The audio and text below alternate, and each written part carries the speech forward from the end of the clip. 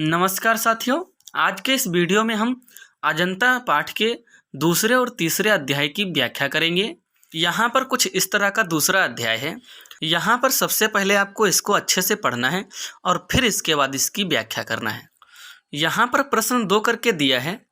जैसे संगसाजों ने उन गुफाओं पर रौनक बरसाई है, चितेरे जैसे रंग और रेखा में दर्द और दया की कहानी लिखते गए हैं, कलावंत छैनी से मूर्तें उभारते कोरते गए हैं, वैसे ही अजंता पर कुदरत का नूर बरस पड़ा है। प्रकृति भी वहाँ थिरक उठी है। बम्बई के सूबे में मुंबई और हैदराबाद के बीच विंध्याचल के पूरब पश्चिम दौड़ती पर्वतमालाओं से निचौंध पहाड़ों का एक सिलसिला उत्तर से दक्षिण चला गया है, जिसे सह्याद्री कहते हैं। यहाँ पर कुछ इस तरह का पैराग्राफ होगा।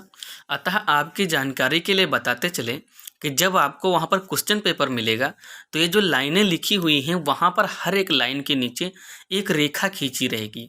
जिन लाइनों के लिए नीचे रेखा खींची रहेगी हमें उन्हीं लाइनों की हिंदी व्याख्या करनी होती है। यहाँ पर कुछ इस तरह का पैराग्राफ होगा और इसके ठीक नीचे आपसे आवाज़ आकर के 3 प्रश्न इसी पैराग्राफ से पूछे जाएंगे, जो कुछ इस तरह से होंगे। जैसा आप यहाँ पर अभी इस वक्त नीचे देख रहे हैं, आवाज़ सा करके इसी पैराग्राफ से हमसे 3 प्रश्न पूछे गए हैं। आ में पूछ रहा है प्रस्तुत गद्यांश के पाठ और लेखक का नाम लिखिए। बा में पूछ रहा है रेखांकित अंश की व्याख्या कीजिए। जैसा कि हमने यहाँ पर आपको पहले अभी बताया कि हमने इन लाइनों के नीचे रेखाएं नहीं खींची हैं, लेकिन जब आपको वहाँ पर क्वेश्चन पेपर मिलेगा तो उसके नीचे रेखाएं खींची रहेंगी। तो यहाँ पर कुछ इस तरह का ये बा में पूछ रहा है रेखांकित अंश की व्याख्या है, और ठीक इसके नीचे सा में पूछ रहा है प्रस्तुत गद्यांश में लेखक ने किस स्थान का और कैसा चित्रण किया है।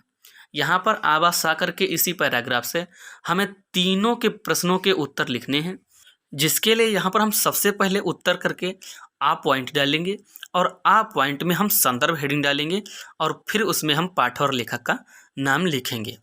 यहाँ पर कुछ इस तरह से आ पॉइंट करके संदर्भ हेडिंग डालेंगे और इसके बाद संदर्भ में यहाँ पर लिखेंगे प्रस्तुत गद्यांश हमारी पाठ्यपुस्तक हिंदी के गद्य खंड में संकलित अजंता नामक पाठ से लिया गया है। इसके लेखक भगवत शरण उपाध्याय जी हैं, अथवा लिखित पाठ का नाम अजंता व लेखक का नाम भगवत शरण उपाध्याय। यहाँ पर संदर्भ की तरह से भी हमने लिख दिया, और जिस तरह से प्रश्न पूछ रहा था वहाँ पर आ में कि पाठ और लेखक का नाम लिखिए, अथवा लगा के हमने यहाँ पर पाठ का नाम भी लिख दिया और लेखक का नाम भी लिख दिया। यहाँ पर बहुत ही अच्छे तरीके से ध्यान दे के संदर्भ आपको लिख देना है और फिर इसके बाद अगली हेडिंग व्याख्या लिखना है। यहाँ पर एक बात हमेशा ध्यान रखना, जहाँ पर लिखा है अजंता नामक पाठ से लिया गया है, यहाँ पर पाठ ही लिखना, शीर्षक मत लिखना। और इसके नीचे जहाँ पर लिखा है इसके लेखक भगवत शरण उपाध्याय जी हैं, यहाँ पर रचयिता मत लिखना, लेखक ही लिखना, क्योंकि लेखक गद्यांश में लिखा जाता है और रचयिता पद्यांश में लिखा जाता है। यहाँ पर इसको अच्छे ढंग से लिखने के बाद अगली हेडिंग होगी पॉइंट बा रेखांकित अंश की व्याख्या। यहाँ पर कुछ इस तरह से बा पॉइंट करके रेखांकित अंश की व्याख्या हेडिंग डालेंगे और इसमें लिखेंगे अजंता की गुफाओं को देखकर ऐसा लगता है कि पत्थरों को काटकर मूर्ति बनाने वाले कलाकारों ने इन गुफाओं में चारों ओर सौंदर्य की वर्षा कर दी है। चित्रकारों ने रंगों और रेखाओं के माध्यम से पीड़ा और करुणा की भावनाओं को व्यक्त करने वाले सजीव चित्र अंकित कर दिए हैं। शिल्पकारों ने छेनी की चोटों से पत्थरों को काटकर और उभार कर सजीव मूर्तियां बना दी हैं। अजंता की गुफाओं में प्रकृति ने भी विशेष सौंदर्य बरसाया है। ऐसा लगता है कि प्रकृति भी उस कलात्मक सौंदर्य को देखकर आनंद से नृत्य करने लगी है। अतः इन्हीं लाइनों के साथ इस अध्याय की व्याख्या समाप्त होती है। इसके बाद हमारा आता है पॉइंट सा। पॉइंट सा में हमसे क्या पूछ रहा था, एक नज़र उस पर भी डालते हैं। यहाँ पर पॉइंट सा में हमसे पूछ रहा था प्रस्तुत गद्यांश में लेखक ने किस स्थान का और कैसा चित्रण किया है, जिसके लिए यहाँ पर हम सा पॉइंट डालेंगे और इसका आंसर यहाँ पर लिखेंगे प्रस्तुत गद्यांश में लेखक ने अजंता की गुफाओं के चारों ओर की प्राकृतिक वैभव की छटा, गुफाओं के चारों ओर भावपूर्ण चित्र एवं जीवंत मूर्तियों का बड़ा सजीव हृदयग्राही और अलंकारिक चित्रण किया है। अतः इसी के साथ साथ पॉइंट 7 का भी आंसर कंप्लीट होता है। अब अध्याय 2 से आ बा सा तीनों प्रश्नों के उत्तर पूरे हुए। उम्मीद करता हूँ इस अध्याय की व्याख्या आपके समझ में आई होगी। यहाँ पर इतना कंप्लीट करने के बाद हमारा अगला आता है तीसरा अध्याय।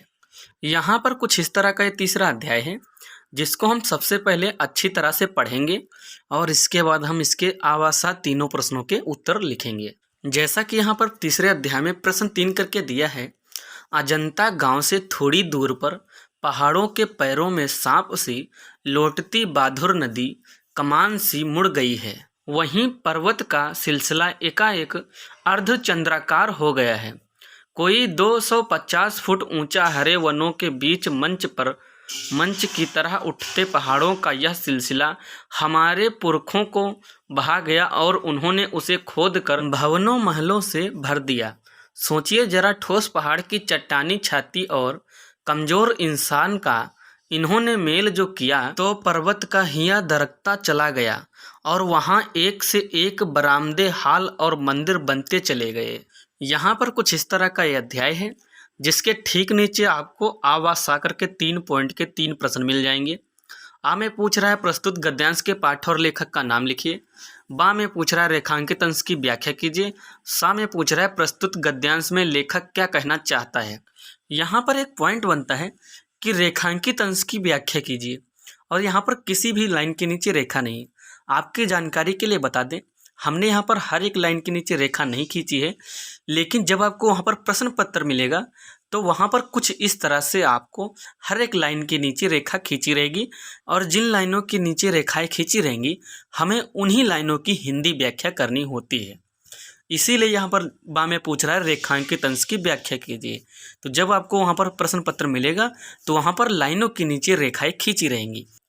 यहाँ पर सबसे पहले आपको प्रश्न को अच्छी तरह से पढ़ना है और फिर इसके बाद आ बा सा तीनों पॉइंट के उत्तर आपको लिखने हैं। यहाँ पर सबसे पहले हम उत्तर हेडिंग डालेंगे, इसके बाद पॉइंट आ करके संदर्भ हेडिंग डालेंगे और फिर इसके बाद यहाँ पर हम संदर्भ लिखेंगे। यहाँ पर कुछ इस तरह से आ पॉइंट करके संदर्भ हेडिंग डालेंगे और इसके बाद संदर्भ में यहाँ पर लिखेंगे प्रस्तुत गद्यांश हमारी पाठ्यपुस्तक हिंदी के गद्य खंड में संकलित अजंता नामक पाठ से लिया गया है। इसके लेखक भगवत शरण उपाध्याय जी हैं, अथवा लिखित पाठ का नाम अजंता व लेखक का नाम भगवत शरण उपाध्याय।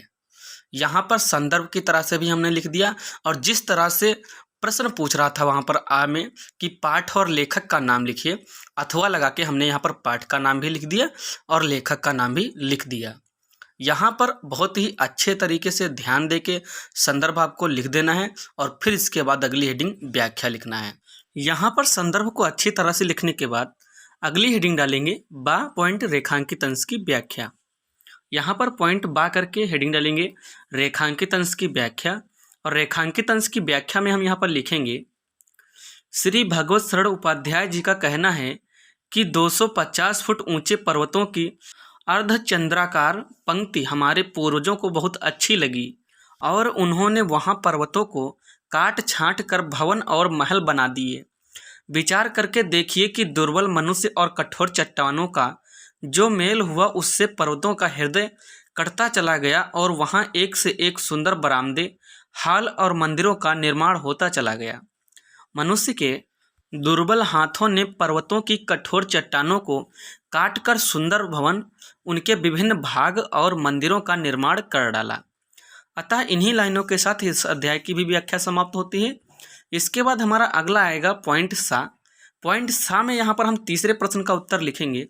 यहाँ पर तीसरे प्रश्न के उत्तर में हम लिखेंगे प्रस्तुत गद्यांश में लेखक ने यह स्पष्ट किया है कि लगन और परिश्रम से मनुष्य कठिन से कठिन कार्य भी कर सकता है। अतः इसी के साथ साथ इस अध्याय की भी व्याख्या समाप्त होती है।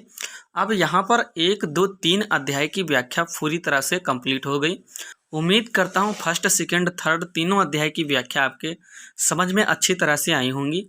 तो बस आज के लिए इतना ही, मिलते हैं अगले वीडियो में। तब तक के लिए बाय बाय। सब्सक्राइब, लाइक और शेयर।